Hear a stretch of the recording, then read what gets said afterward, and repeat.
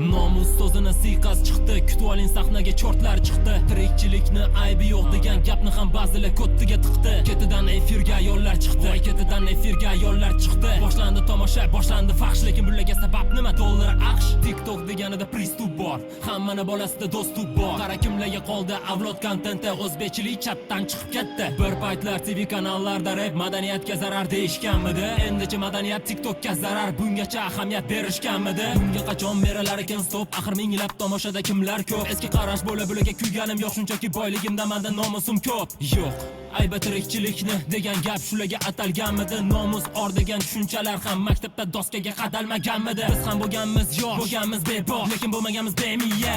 Shuncha qilgan qilmishlaringdan keyin sen qamalib qolishdan qo'rq bemiya. Balabol bu haqorat emas, shunchaki insonga berilgan sifat. Ko'p gap eshakka yuk, dushman bu til, bekorga aytilmagan sifat. Homo sapiens degan